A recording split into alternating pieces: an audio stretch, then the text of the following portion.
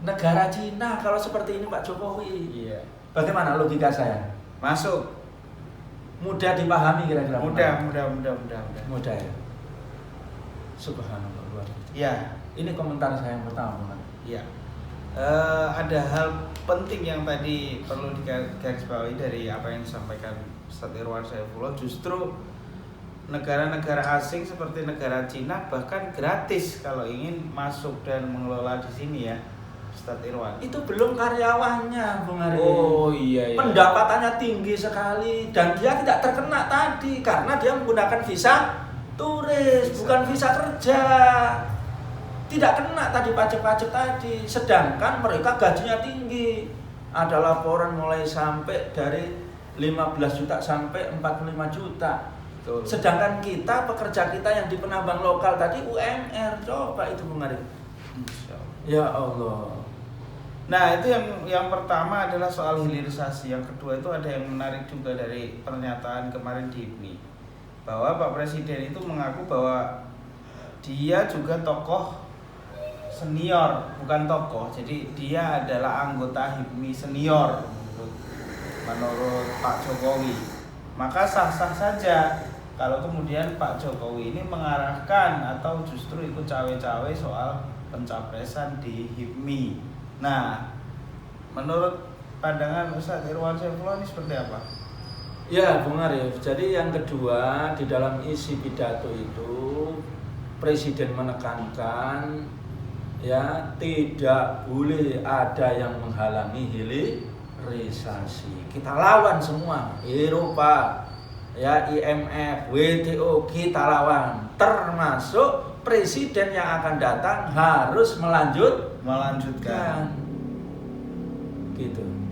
Jadi dia itu nampak jelas dia itu menekankan, bahkan sedikit secara tidak langsung mengancam gitu.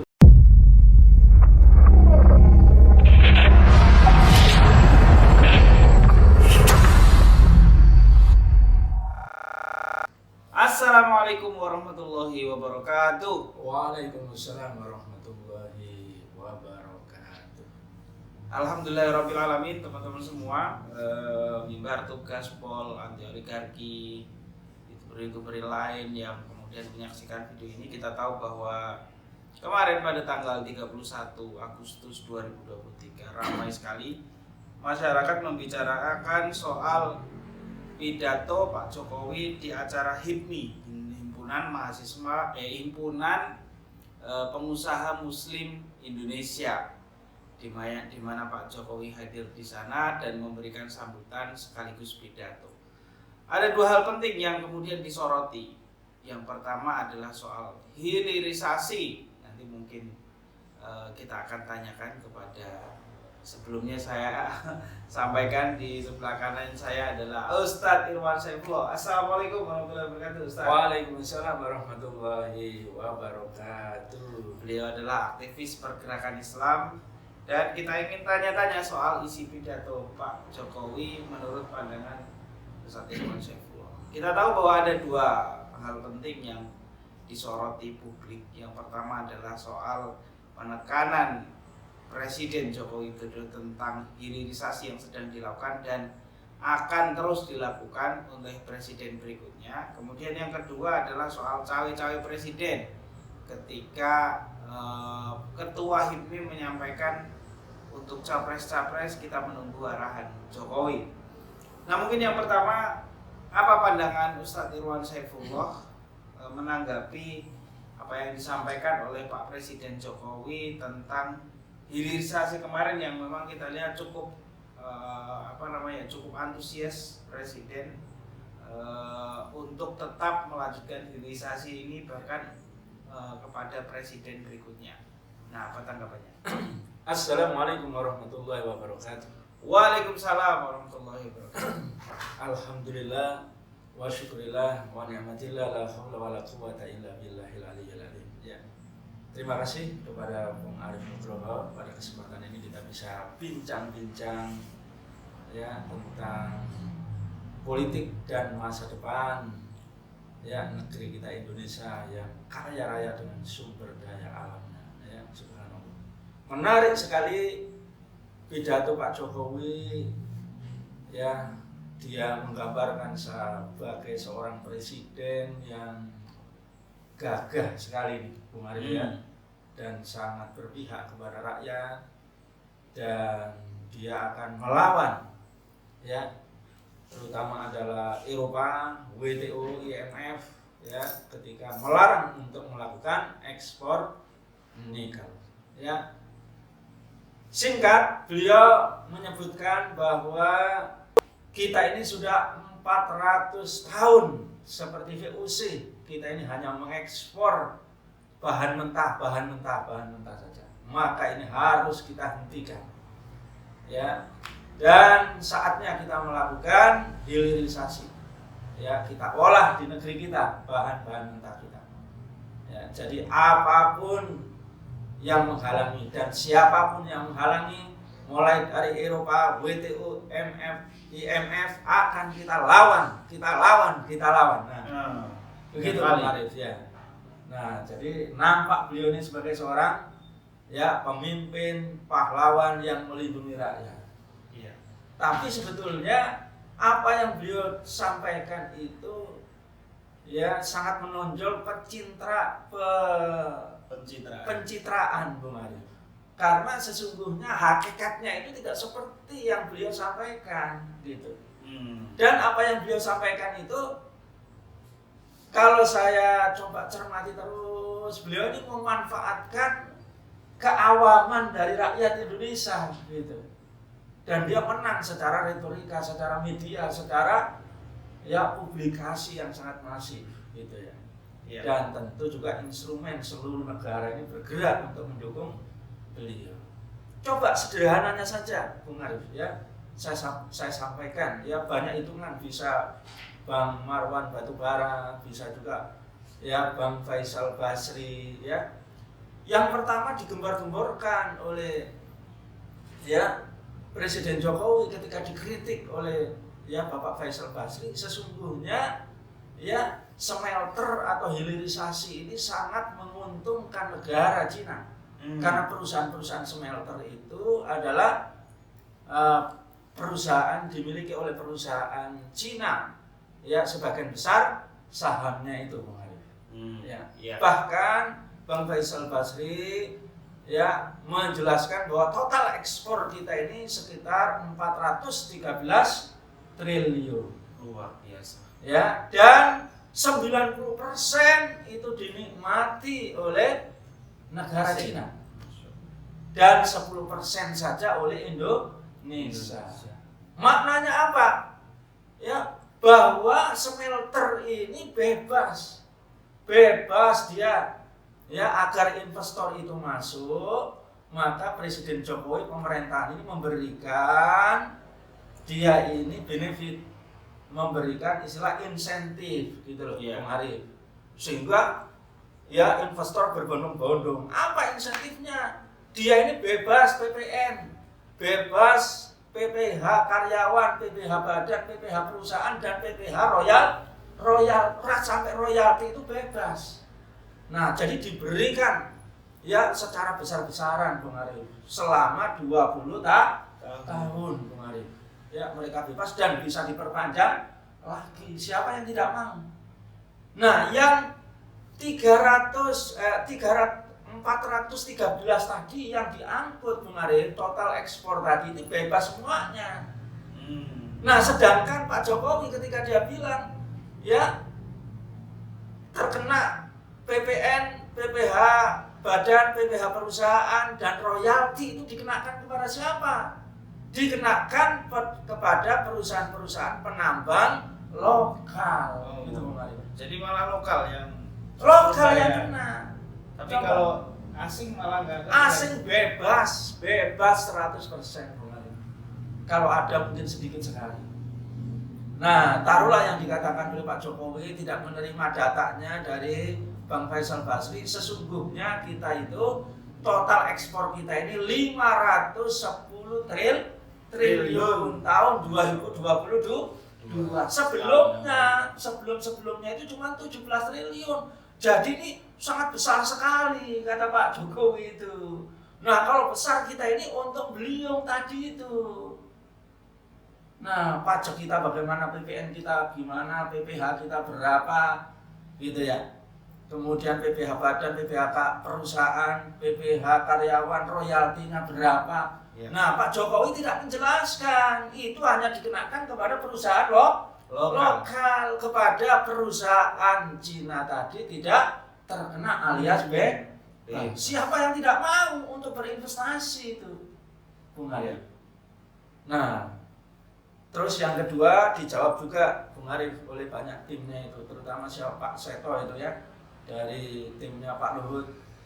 Nah, bahwa kita ini memiliki keuntungan yang sangat besar dari 510 triliun, yakni devisa kita ini bertambah. Maknanya devisa itu berarti dolar itu masuk ke negeri kita. Demikian juga produk domestik bruto, pendapatan nasional itu akan meningkat. Ya, maka kalau pendapatan nasional meningkat, berarti di situ lapangan pekerjaan nanti diharapkan bertambah. Ya, berarti lapangan pekerjaan bertambah, kemudian pendapatan karyawan itu bertambah, konsumsi bertambah, meningkatkan produksi. Ini usaha, Bung Arif. Coba bayangkan, kita tidak mendapatkan sama sekali PPN yang sudah jelas ya. PPN, PPH karyawan, PPH perusahaan, PPH badan tadi itu, dan royalti tidak mendapatkan. Tapi kita dikasih sebuah janji bahwa dengan total ekspor 510 ini PDB kita akan naik, kemudian akan mengucur ke bawah gitu, Bung Arif. Mengucur ke bawah. Realitasnya tidak, di Kalimantan masih tinggi pengangguran, bahkan dampak kejahatannya sangat luar biasa, Bung Arif. Ya, banyak ditemukan di dalam penelitian. Coba Wali dibuka itu ya. Di sana banyak limbah-limbah dari smelter itu kemudian merusak ekosistem, ya, merusak laut, sehingga mereka itu kemudian tidak bisa lagi mencari dan akhirnya menganggur. Jadi yang dikatakan oleh Pak Jokowi tadi itu kebalik, Pak Jokowi. Ya. Jadi kalau kita ini tidak mau lagi 400 tahun kita ini seperti kita kerja rodi kepada VOC. Ya Allah, kalau ini bukan kerja rodi lagi kepada VOC, Bung Arif ya. Ibaratnya kita ini sudah jatuh ketimpa tangga. Ya, bukan itu lagi. Kita dulu dirampok oleh VOC, dia berpindah, kita ini dibunuh oleh negara Cina. Kalau seperti ini Pak Jokowi, iya. Bagaimana logika saya? Masuk. Mudah dipahami kira-kira? Mudah ya. Subhanallah, luar biasa. Iya. Ini komentar saya yang pertama, Bang. Iya.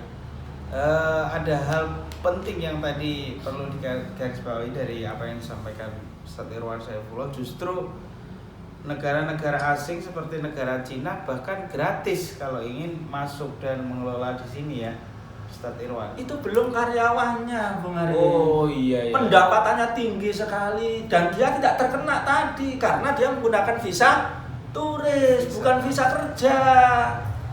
Tidak kena tadi pajak-pajak tadi, sedangkan mereka gajinya tinggi. Ada laporan mulai sampai dari 15 juta sampai 45 juta. Betul. Sedangkan kita, pekerja kita yang di penambang lokal tadi UMR, coba itu Bung Arif. Ya Allah. Nah, itu yang pertama adalah soal hilirisasi. Yang kedua itu ada yang menarik juga dari pernyataan kemarin di HIPMI, bahwa Pak Presiden itu mengaku bahwa dia juga tokoh senior, bukan tokoh. Jadi dia adalah anggota HIPMI senior menurut Pak Jokowi. Maka sah-sah saja kalau kemudian Pak Jokowi ini mengarahkan atau justru ikut cawe-cawe soal pencapresan di HIPMI. Nah, menurut pandangan Ustaz Irwan Saifullah ini seperti apa? Ya, Bung Arif. Jadi yang kedua, di dalam isi pidato itu Presiden menekankan ya tidak boleh ada yang menghalangi hilirisasi. Kita lawan semua, Eropa, ya IMF, WTO kita lawan, termasuk presiden yang akan datang harus melanjutkan gitu. Jadi dia itu nampak jelas dia itu menekankan, bahkan sedikit secara tidak langsung mengancam gitu presiden yang akan datang itu, ya. Nah, itu luar biasa Bung Arif. Ini semakin membuka, ya, bahwa bentuk penjajahan ekonomi dan politik ini sudah sangat totalitas, ya, yang dikatakan oleh Pak Surya Paloh, Indonesia ini sudah menjadi negara kapitalis liberal total gitu ya. Nah, jadi Pak Jokowi dengan lingkaran oligarkinya, dengan lingkaran negara Cina tadi ini betul-betul melakukan tekanan gitu yang sangat total dengan berbagai macam langkah politik gitu. Ya, masih ingat Bung Arif?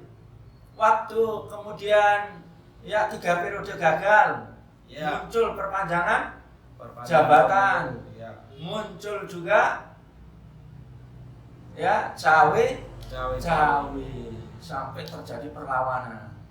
Dan sekarang ini kalau kita lihat orkestra, pilpres,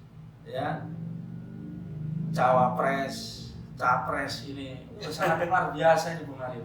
Bagaimana kubu dari Surya Paloh, Pak Anies ini tidak mampu menghadapi tekanan dari oligarki Pak Jokowi ini, sehingga dia dari betul-betul kelompok perubahan total, yakni cawapresnya ini sejak awal dikatakan tidak boleh bermasalah sama sekali, maka tidak ada yang paling kuat kecuali AHY. Tapi tiba-tiba Cak Kelutik berbelok kepada Cak Imin.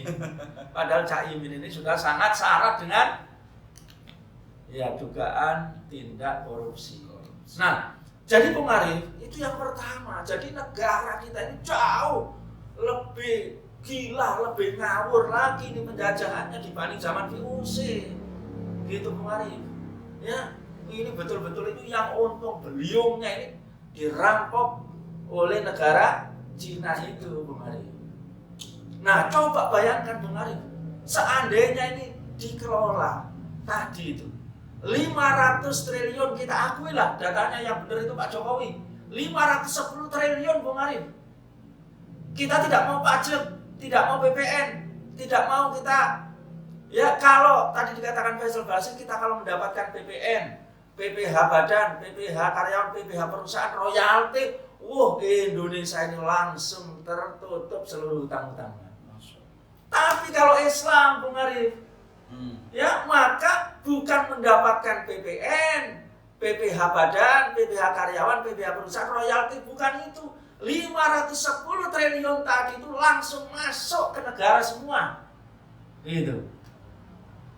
Ya, karena di dalam Islam al-muslimuna syuraka'u bisalasin, filma wal kala wan nar. Jadi kaum muslimin atau rakyat itu berserikat bersama-sama, dia itu berhak untuk memanfaatkan api, padang, dan juga air. Nah, ini energi api ini. Maka apa yang dilakukan Pak Jokowi ini sesungguhnya ini bertentangan dengan konstitusi pasal 33. Harusnya dikelola oleh negara dan sebesar-besarnya manfaat untuk rakyat. Sedangkan ini sebesar-besarnya untuk oligarki. Jadi yang pertama pengelolaannya saja sudah salah Bung Arif. Coba bayangkan, dari 510 triliun kita hanya mendapatkan 10%. Gitu. Dan 10% ini diambil dari perusahaan lokal. Demikian juga karyawannya tadi. Mendapatkan gaji yang sangat kecil UMR, sedangkan sono gaji sangat besar dari negara Cina itu. Kemudian merusak lingkungan. Sedangkan yang 500 triliun diangkut ini, total ekspor ini gratis, bebas pajak dan royalti. Masya Allah. Coba bayangkan, kalau pemimpin pahlawan yang sebenarnya untuk rakyat langsung diputuskan kita kelola, kita buat smelter sendiri, mampu tidak? Mampu. Mampu. Ya, ada para pengamat banyak meneliti ini.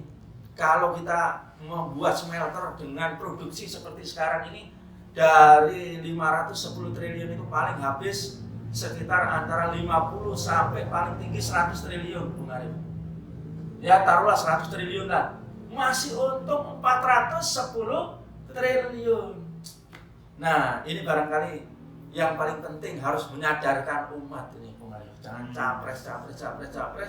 Negara kita ini sesungguhnya ada di dalam dominasi ataupun cengkraman dari negara Cina dan negara Eropa dan oligarki. Yang terakhir, Bung Arif, maka harus segera dibuat panja ini, Bung Arif. Bagaimana tadi ini ya telah melakukan pengelolaan yang bertentangan dengan konstitusi, ya, kemudian juga menindas rakyat, kemudian juga barangkali di situ KPK juga turun, maka tentu di situ komisi-komisi. Apakah tidak ada komisi itu? Banyak sekali, Bung Arif, yang teliti itu pelanggaran terhadap ya konstitusi dan penindasan kepada rakyat. Nah, saya pikir ini, Bung Arif, dan satu-satunya solusi ketika dikelola dengan sistem Islam, maka ya Allah luar biasa. Kalau Pak Jokowi mengatakan bahwa 10 tahun yang akan datang diprediksi kita akan mendapatkan sekitar 10.900 ya miliar US dollar. Nah, itu setara kira-kira, Bung Arif, adalah 600.000 triliun, Bung Arif. Ya. Subhanallah, luar biasa. Coba bayangkan itu, 600.000 miliar US dollar. Dia tadi dikatakan 10.900 miliar US dollar. Sama dengan nanti pendapatan kita itu sekitar 600.000 triliun, Bung Arif. Itu kalau dikelola dengan sistem Islam. Ya, dengan mengambil data dari Pak Jokowi. Dari saya itu dulu, Bung Arif. Luar biasa ya. Terakhir pesan dari terakhir rekomendasi dari Ustadz Irwan Saifullah ini nampaknya menarik. Jika itu didengarkan oleh Pak Jokowi dengan data Pak Jokowi, kita juga belum tahu apakah datanya ini data beneran atau data lebih. Karena dari Bappenas. Oh iya, dari Bappenas. Pak Jokowi bilang dari Bappenas. Iya.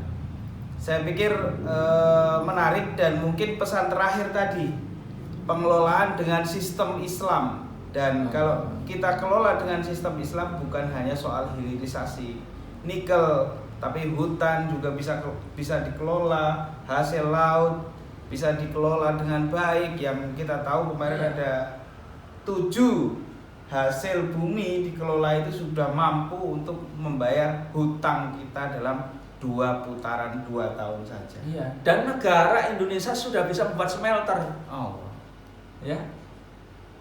Ada smelter yang lain ini banyak sekali sudah. Oke. Zamannya SBY, zamannya Soeharto sudah membuat smelter. Artinya sebenarnya Indonesia mampu untuk Bung Arif. Kenapa sekarang kok gak dikelola oleh negara kita sendiri gitu? Iya. Ya. Mungkin itu aja teman-teman sekalian yang menyaksikan video ini. Mudah-mudahan ini bermanfaat dan memberikan pencerahan baru untuk negeri kita. Wassalamualaikum warahmatullahi wabarakatuh.